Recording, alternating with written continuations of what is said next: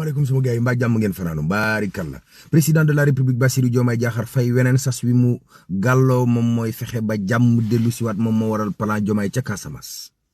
Maimouna Dièye mi ñu dénk wàllu famille xale bu jigéen bi ñu violé te mu am 12 ans ba noppi ray ko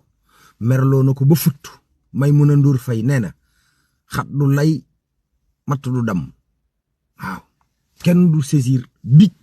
bu gën a tuuti ci moom Pape Malick Ndour daal ne gars yi diggante 2023 2024 ak 2025 bi lebagum nañ fi 9000 milliards boo sàggoon ñi balaa fi seen 5 ans yi jeex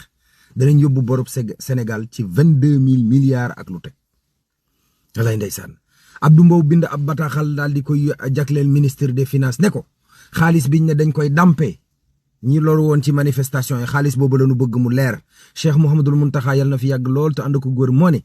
Baye Fall yi moom moo leen dénk war may Touba te li mu santaane loola la ñuy def bu ànd ak dogalu yàlla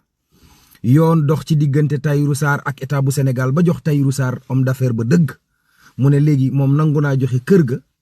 waaye nañ ko jox kon bërëb boo xam ne dafa nekk fii ci plateau Dakar plateau ak bu nekk ca Fann ok loolu dañ ci xam lu ñu gën a leer lu ci yoon di waxat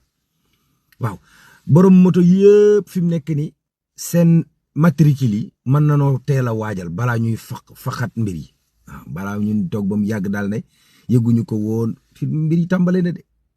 ci digg koor gi nag la affaire yi di jeex teel leen a jóg mars waaw quartier bi gën a set Sénégal Thiès la nekk cité Lamy la tudd beneen quartier ban moo koy jëlaat ban quartier moo gën a setaat ci seen gox yi sax jumaa mu baaxagaatul noonu yàlla na yàlla may yend ak jàmm